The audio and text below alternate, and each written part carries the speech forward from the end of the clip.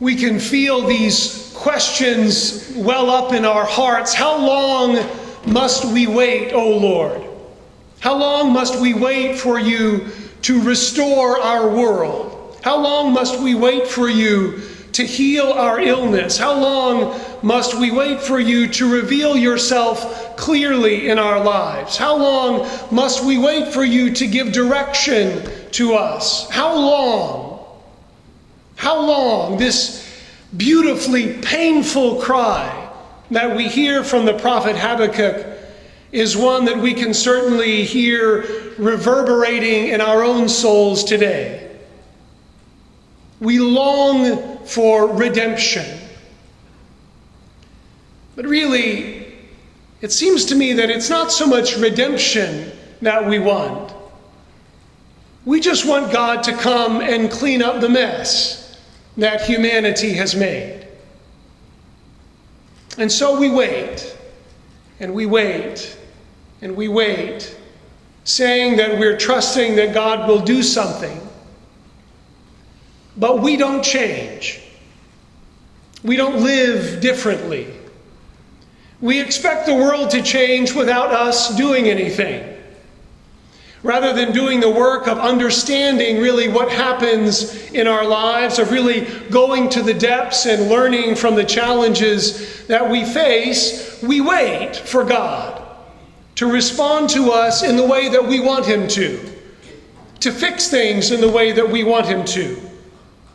And so we wait for God to send us the perfect presidential candidate. We wait for God to send us the perfect job. We wait for God to send us a letter in the mail outlining our vocation. But friends, this is not what it means to be people of faith. That's laziness at best. To be people of faith means something very different. Look at what St. Paul says to Timothy in that second reading. And remember, Paul is in prison, and he's writing to Timothy, who is a good friend of his and a young bishop.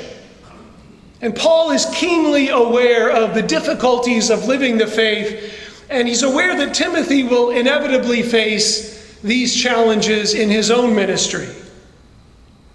And so what Paul says to Timothy is so important to us. He says, stir into flame the gift of God that you have through the imposition of my hands. He doesn't tell him to run away or to hunker down or to hope that the problems will go away. He doesn't encourage him to hope that the persecution will never come or that he might be spared the struggle. No, he says, stir into flame the gift that you have been given.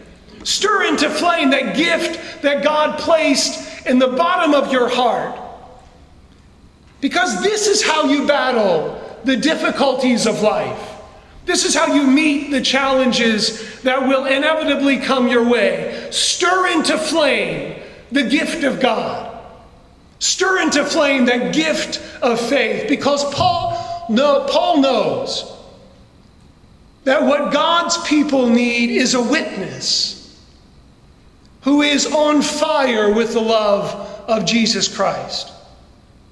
There is nothing else that will help the people of God face the challenges that they will face other than a witness who has gone through it before them.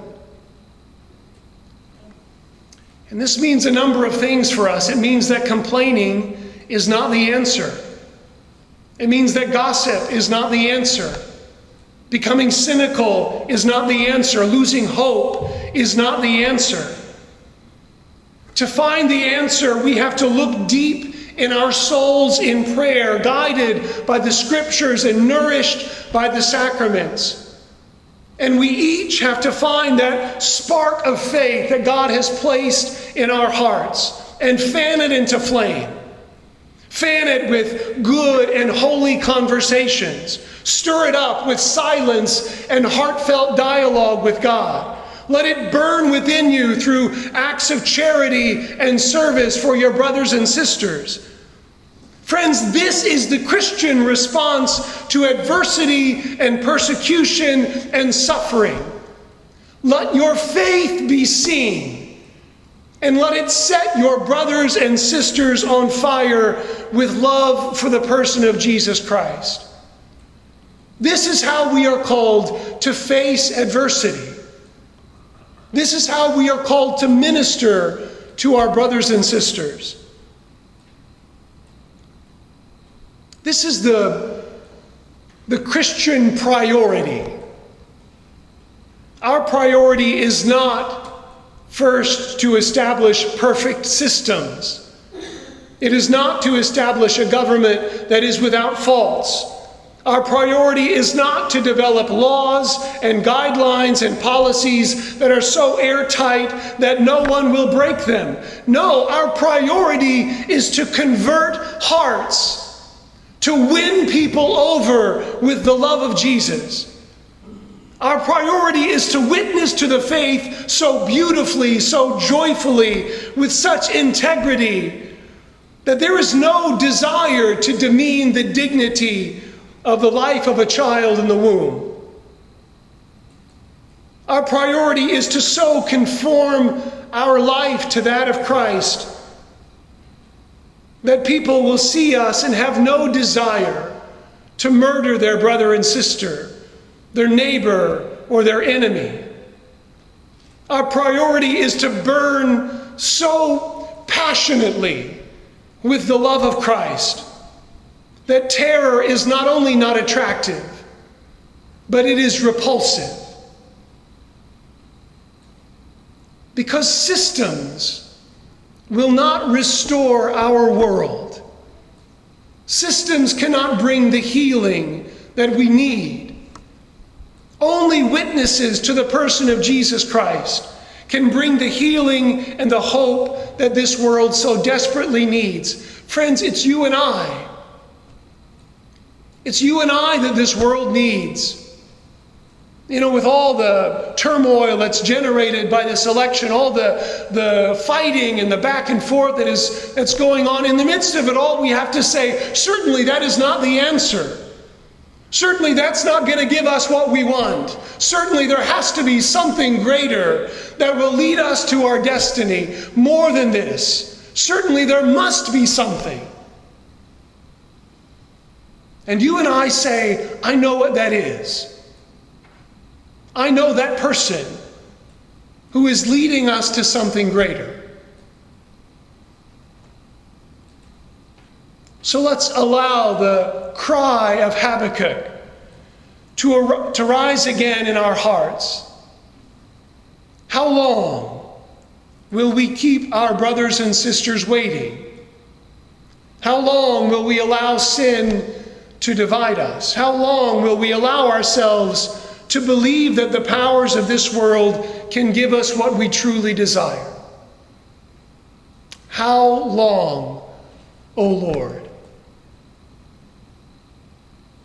Friends, it starts now with us.